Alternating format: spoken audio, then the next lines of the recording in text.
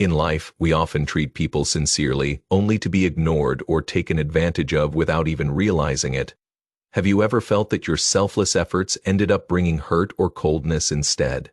Today, in this episode of HL Whispers, we'll explore how to set boundaries in relationships and learn how to earn respect instead of being exploited. Maybe you've thought before, I treat people sincerely, so why do they ignore me? Or, I've tried my best, so why is the result hurt and disappointment? At first, it might have started as a simple request. Can you help me this time? You didn't hesitate and lent a hand, investing your time, energy, and care. But over time, that kindness gradually became something the other person expected as their right. Until one day when you said no to a request you heard, I'm really disappointed, so this is what you're really like. In that moment, you might question yourself, did I do something wrong? Where did I go wrong? But the truth is, the problem isn't that you didn't do enough, it's how you acted.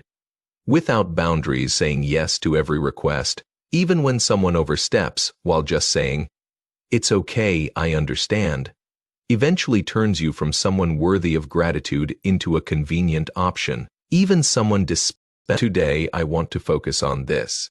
The key in relationships isn't how good you are to others, but how you treat others.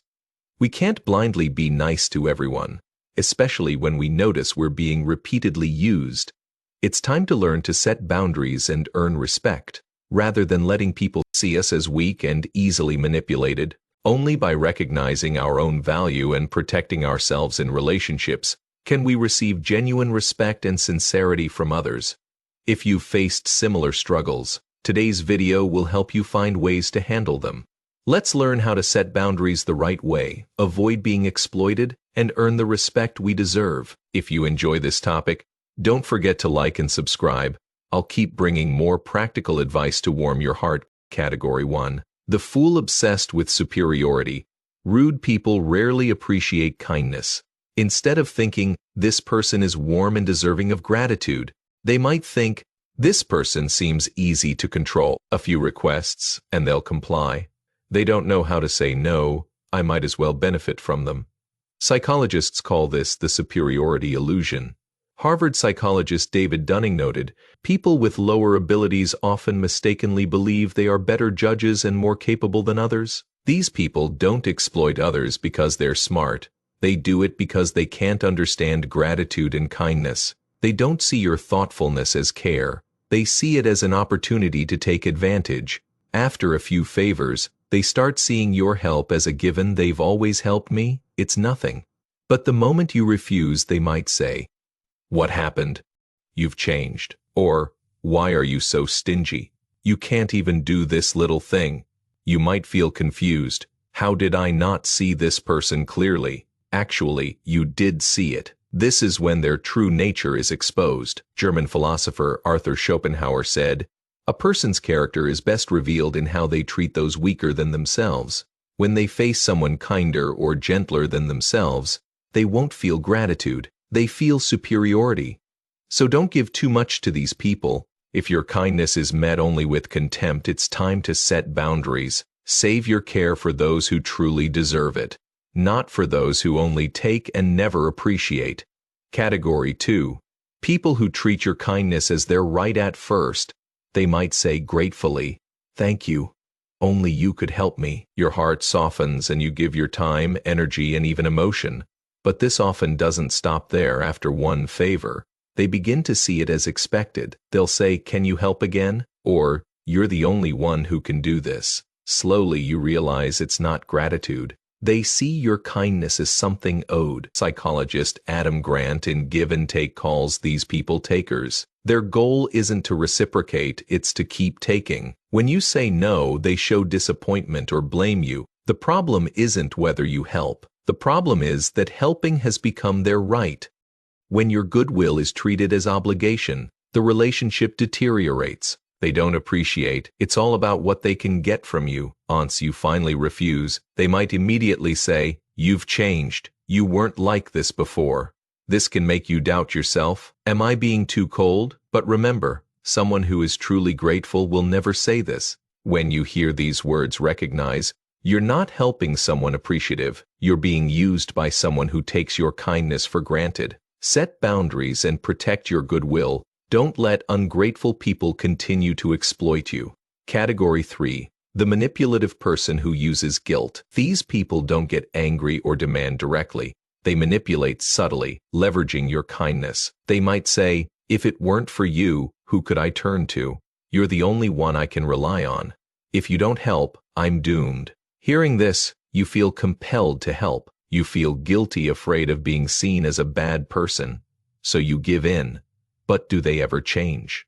Every favor leads to more demands. If you refuse, they display disappointment, saying, "Fine, I'll handle it myself then." You might feel uncomfortable and guilty. Did I do something wrong? This is emotional manipulation or emotional blackmail in psychology. They pressure you by inducing guilt, not reason. They always play the victim, making you take responsibility while never admitting fault. They say things like, "You don't understand me," or "Can't you see it from my perspective?" The purpose is the same, to make you feel guilty and wrong. In reality, they are exploiting you. Philosopher Schopenhauer said, "In emotional manipulation, being bound by emotion is like voluntarily laying down your arms in an unarmed war. From now on, don't let your emotions be manipulated. Whenever this happens, stop thinking, 'Am I a bad person?' Those who take your kindness for granted don't deserve your guilt. It's time to change your response and become a smart, mature person, not just a nice person." That's how you attract people worth your trust and respect. 5 ways to protect yourself in relationships. 1. Transform guilt into anger. Have you ever thought, "Am I doing something wrong?" Often we haven't done anything wrong. We've just given too much. Initially, we help out of genuine care, but over time, some people start expecting it and demanding more. You've always done this before. Why not now? Feeling guilty is natural, but what you feel is actually justified anger. When your care is ignored and your kindness trampled, it's right to be angry. This anger protects your boundaries. Schopenhauer said, "When we endure insult, the insult deepens." Silence encourages exploitation. So change your mindset. Protecting your anger is healthy. A kind person who stands firm becomes a dignified, strong person. 2. Set clear boundaries. Kind people often forget boundaries. People keep asking, "Just this once," or "You're the only one who can help me." You say yes every time. Gradually, your kindness becomes expected. It's hard to say no, but it's necessary. "I can't do this time," or "This is beyond my limit," or "I need to take care of my own life first." If they respond, "You've changed, I'm disappointed," you can say, "If my refusal disappoints you, it means you never truly respected me." Real strength comes from knowing when to stop. Setting boundaries is the start of earning respect. 3. Say thank you instead of sorry. Many of us habitually say, "Sorry to bother you," or "I hope I didn't inconvenience you." While polite, constantly apologizing can signal weakness, making people feel they can overstep. Instead, try "Thank you for understanding," or "I appreciate your help." Sorry shrinks your heart.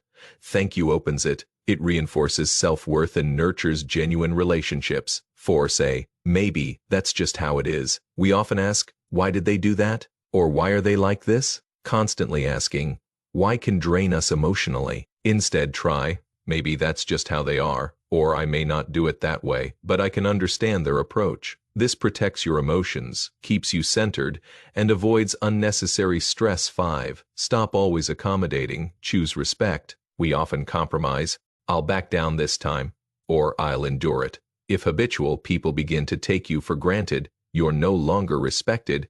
You're just convenient. Psychologist Harry Stack Sullivan said, "Mature relationships respect each other's uniqueness. Express your needs. I prefer this way, or this doesn't work for me, or this part is important to me." Those who leave weren't truly respecting you.